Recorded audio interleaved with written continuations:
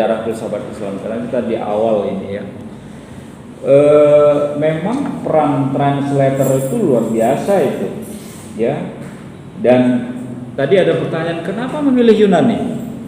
Kalau kalian lihat Syria, kemudian Lebanon, lalu kemudian termasuk Irak itu, Turki ya, Turki bahkan sebagian di Eropa, sebagian di Asia, dia adalah negara transbenua ya.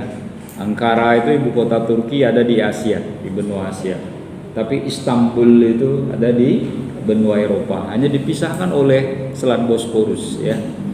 Negeri yang yang sangat indah ya, kemarin lagi dikena gempa itu. Itu memang letak geografis Mas yang mempengaruhinya. Jadi ke sana itu ya negara-negara seperti Turki aja kan dengan Yunani itu kan berdekatan itu. Ya, hanya dipisahkan oleh selat Bosporus itu, ya, atau lautan Mediterania, dekat Asia kecil.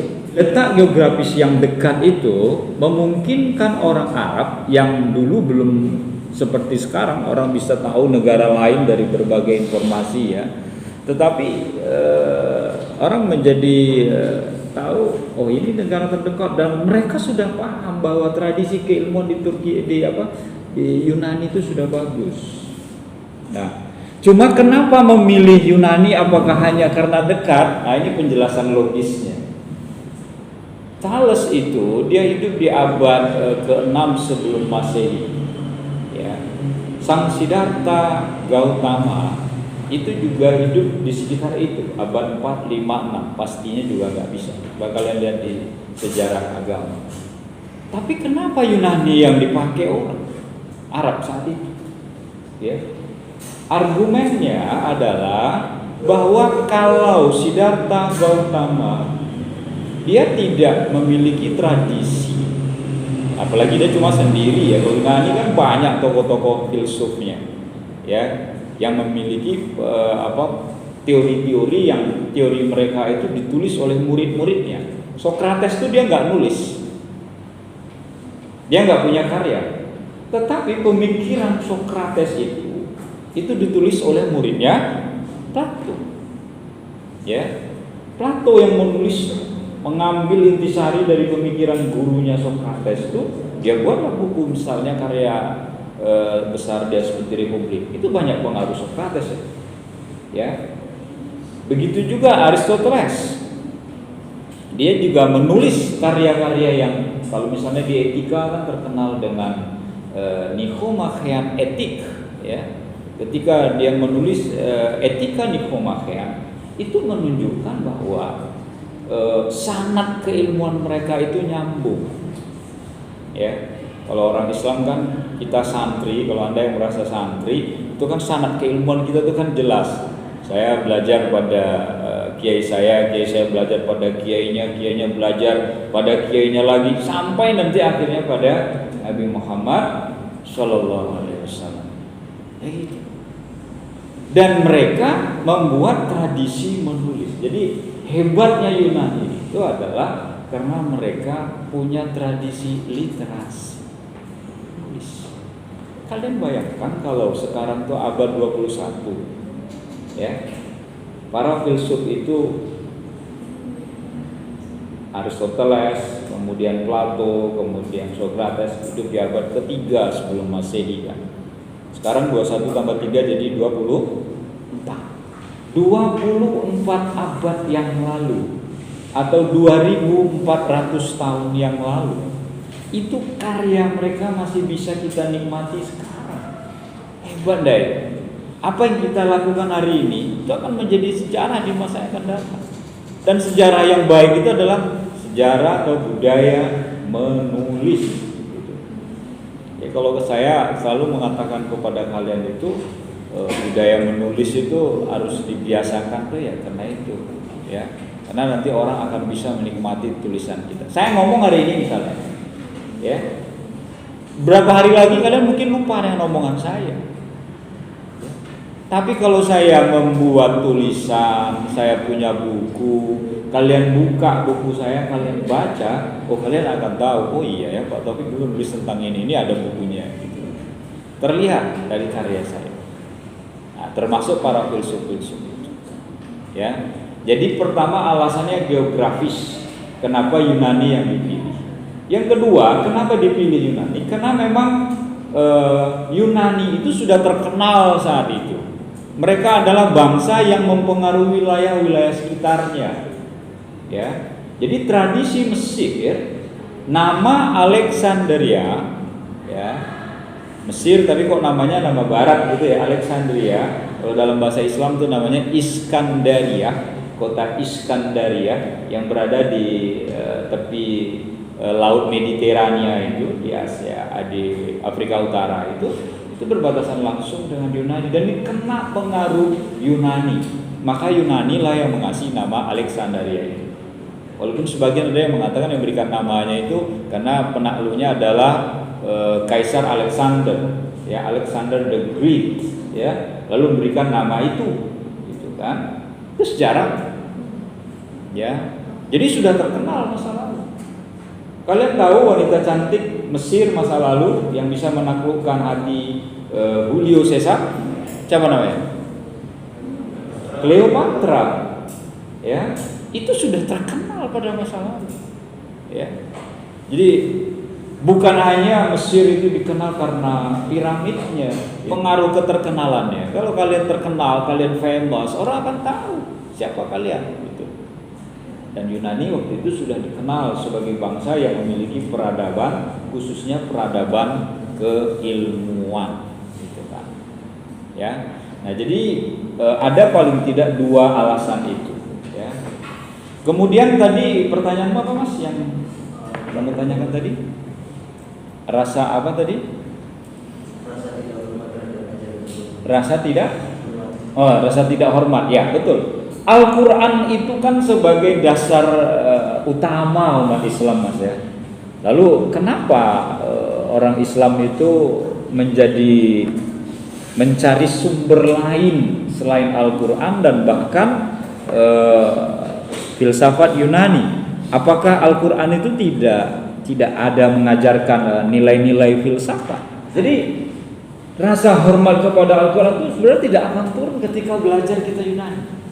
Saya mengatakan begini, cara berpikir kritis misalnya atau kita biasa menyebut dengan critical thinking. Jadi kalau kita berbicara critical thinking dan metode berpikir itu banyak justru kita dapatkan dari mana? Dari filsafat. Karena filsafat yang memberikan kita metode berpikir yang benar, ya, cara berpikir yang benar. Gitu kan. Nah, ketika misalnya metode itu didapatkan dalam filsafat, maka filsafat inilah yang menjadi rujukan orang dan menjadikan filsafat itu sebagai alat. Tetapi, nah ini tetapinya Mas ya.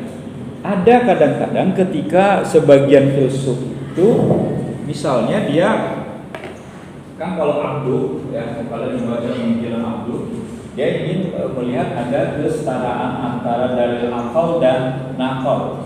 Tetapi dia mengatakan bahwa akal ini tidak akan berarti apa-apa kalau kita tidak memfungsikan dalil nakal itu ya. Sumber utamanya adalah Al-Quran ya dan hadis gitu ya.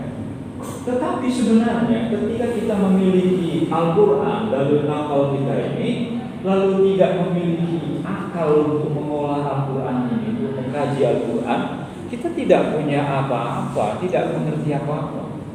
Karena semua itu hanya bisa kita kaji dengan logika kita. Ya. Coba Anda perhatikan, kalau Tuhan ingin menunjukkan kepada kita tentang kecerdasan berpikir, surat yang pertama turun surat apa? Surat Nabi Muhammad. Surat apa yang pertama turun? Surat Al-Alaq ya, jangan lupa itu. Bunyinya yang pertama bunyinya apa?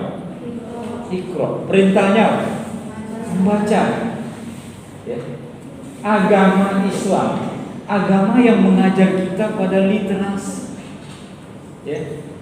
Kalau memang Allah itu menginginkan kita diciptakan berdasarkan firman Allah, ya, wa ma khalaqtul jinna wal insa illa liya'budun. Tidaklah kalian itu saya ciptakan melainkan untuk manusia dan jin itu saya ciptakan melainkan untuk beribadah kepadaku. Itu bukan ayat pertama turun. Tetapi ayat yang pertama turun adalah perintah membaca. Artinya apa? Penggunaan akal ini itu sangat dominan di dalam Islam. Ya, karena akal inilah yang akan kita gunakan untuk mengkaji nafal itu.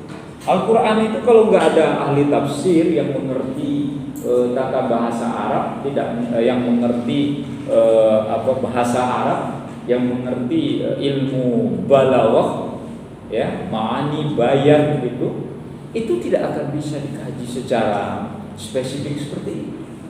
Ya, makanya latar belakang Al-Ghazali mengkritik para filsuf itu salah satunya ini. Karena Al-Ghazali khawatir bahwa para filsuf itu nanti terlalu jauh meninggalkan Al-Quran. Kenapa? Karena menomorsatukan akal. Kalian baca? Sudah ada yang baca buku Tahafudz Falasifah? Baca tuh buku tuh. Di dalam Tahafudz Falasifah itu banyak disalahpahami oleh orang, mulai dari judulnya saja orang sudah salah paham. Apa orang malah menyalahi memahami salah tentang judul? Ada yang mengartikan Tahafudz Falasifah itu dengan kerancuan filsafat. Salah besar itu. Ya.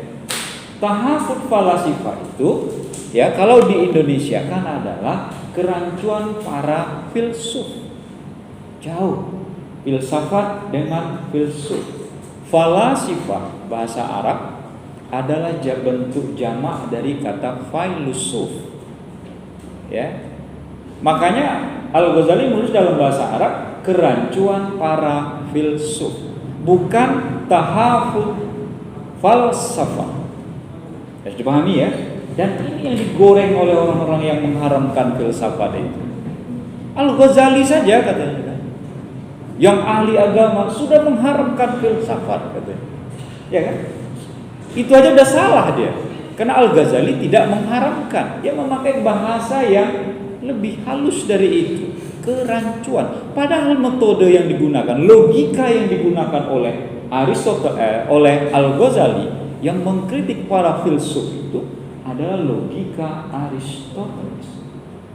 Ya, Aristotelian untuk menghantam para filsuf yang apa? Yang menurut dia agak ke kiri-kirian. Nah, coba baca buku Tahafudz itu biar kalian punya gambaran yang lebih luas tentang pandangan Al-Ghazali. Yang kedua, Al-Ghazali ketika dia mengkritik para filsuf yang menurut dia itu ada sebagian yang melenceng, ya, terlalu dominan logikanya, lebih dominan dalil rasionalnya, sehingga nakalnya disingkirkan gitu sebagian gitu. Menurut dia, apa yang dia katakan seperti itu karena memang filsafat itu saking membebaskan orang berpikir, kadang-kadang kita kelewatan kadang-kadang gitu. Terlalu bebas, kan berpikir bebas kan? Saking bebasnya berpikir boleh sebebas-bebasnya, sehingga kebebasannya itu membuat orang kadang lupa diri. Ada orang sampai tidak percaya pada Tuhan. Ya. Kenapa? Karena menurutnya konsep ketuhanan itu tidak bisa dibuktikan dengan adanya Tuhan itu dengan dalil rasio. Sebagian orang yang mengatakan seperti itu. Lalu muncullah aliran yang agnos, ada skeptis dengan Tuhan, ada yang ateis gitu, ya, yang menolak keberadaan Tuhan gitu. Kenapa? Ya karena itu tadi, saking berfilsafatnya terlalu dalam, lalu dia mengatakan bahwa Tuhan itu sebenarnya tidak ada. Yang ada itu adalah alam yang sudah ada dengan sendiri. Kalau logika kita sudah mengatakan, apa iya ada sesuatu itu dengan sendirinya tanpa ada yang menciptakan? Itu kan unlogic, kan? Tidak mungkin kita ada lahir begitu saja tanpa ada yang melahirkan. Ya. Materi itu ada karena ada yang menciptakan materi itu. Dan siapa mencari materi itu? Siapa penciptanya? Siapa yang menggerakkan semua ini? Apakah dia secara otomatis? Kan tidak. Ya, Itu yang Aristoteles menyebut dengan penggerak pertama.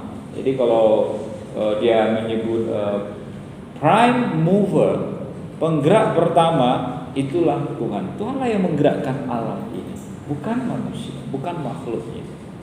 Dan di dalam Islam, Al-Farabi dan Ibn Rushd menyebut, karena mereka adalah murid-muridnya Aristoteles, Al-Muharrikul Awwal, penggerak yang pertama. Siapa penggerak pertama itu? Itulah yang didefinisikan sebagai pencipta alam semesta ini. Lalu ketika misalnya Al-Ghazali mengkritik ada kerancuan dalam filsafat, itu setelah puluhan tahun Al-Ghazali belajar mendalami filsafat. Ya, yang kita bikin lucu sekarang itu kan begitu. Makanya kalian gak usah nanggapi. Baru membaca filsafat sedikit atau belum pernah membaca filsafat, lalu mengatakan filsafat itu haram. Intinya yang ingin saya sampaikan pada kesempatan ini, peran penting dan mempengaruhi cara berpikir para filsuf Muslim. Makanya kita besok melihat para filsuf peripatetis, ya. Bahkan seperti Ibn Rushd, Al-Farabi, dia disebut di dunia Barat itu the second teacher, ya, guru kedua. Kenapa disebut dengan guru kedua? Dia disebut sebagai penerusnya pemikiran Aristoteles. Ya, mereka itu benar-benar bisa menyerap ilmunya dari filsafat Yunani dan mempengaruhi para filsuf yang belakangan. Orang Syria, ya, orang Turki, yang mereka itu negara-negara yang dekat dengan tradisi Eropa. Wajah-wajah mereka itu banyak wajah-wajah Indo, gitu ya. Orang Arab, tetapi Arabnya itu kayak bule-bule gitu, karena terpengaruh oleh tradisi itu. Pada masa lalu terjadi proses asimilasi, termasuk asimilasi bahasa. Bahasa Lebanon dengan bahasa Arabnya Saudi itu ada perbedaannya. Sama dengan bahasa Arabnya di Arab Saudi dengan bahasa Arabnya Maroko ada bedanya. Maroko dengan bahasa Arabnya itu ada pengaruh bahasa Prancis. Jadi bahasa Arab gabungan dengan bahasa Prancis.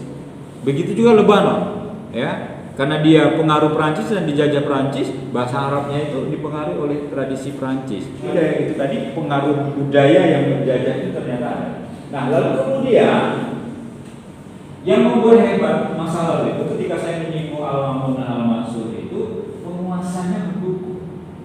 Ya, jadi penguasa masa lalu itu di Abbasiyah maupun Bani Umayyah, ya, itu mendukung proses penerjemahan itu. Maka kalau Anda besok, ya, saya tidak kampanye, kita pilih pemimpin kita itu baik bupati, wali kota, gubernur, kecuali di Jogja, ya, kalian jangan berpikir tidak ada itu, ya. Ya, kalau ada kawan saya di Jogja itu aman-aman aja, dari dulu kami beri pengalaman cara kalian damai dalam memilih gubernur. Maaf bro, di Jogja nggak ada pilihan gubernur, gitu kan? Karena Jogja itu gubernurnya ditetapkan, gitu ya. Jadi hanya bisa bupati, wali kota, gitu kan. Jadi wali kota, bupati, gubernur, presiden, bahkan orang-orang yang pro pendidikan. Maka kalau memajukan suatu bangsa, maka majukan pendidikannya. Saya kalau soal pendidikan memang saya mengajarkan kedisiplinan seperti itu. Kalau misalnya Arab dulu pernah mengalami masa kejayaan itu, ya karena memajukan aspek pendidikan, di mana pemerintahan yang berkuasa saat itu menjadikan pendidikan sebagai yang nomor satu. Makanya saya katakan tadi mengutip surat Al-Alaq itu surat yang pertama turun itu, aspek yang dibangun itu adalah aspek pendidikan. Kalian nggak apa-apa nggak sholat kalau kalian belum ngerti caranya sholat. Kalian nggak apa-apa kalau kalian itu tidak puasa kalau nggak ngerti caranya puasa. Makanya ketika puasa zaman kalian, zaman saya kan kita diajarkan oleh orang tua, Bu, Pak, saya mau sholat, yaudah ikut ke dulu ke masjid. Nggak ngerti caranya, ikut aja dulu. Baru nanti di sekolah sore diajarkan tata sholat bagaimana. Ketika di SD, ketika di MI diajarkan tata sholat. Begitu juga puasa. Pak, Bu, saya mau belajar puasa. Udah, puasa saja, sekuat kamu. Jam berapa nanti puasanya selesai? Enggak apa-apa. Lalu kita terbiasa puasa beduk. Itu proses pembelajaran. Ya. Makanya akhirnya kita kuat. Puasa sampai sore itu kuat. Oke, sampai di sini ada pertanyaan lagi? Silakan sebelum ditutup.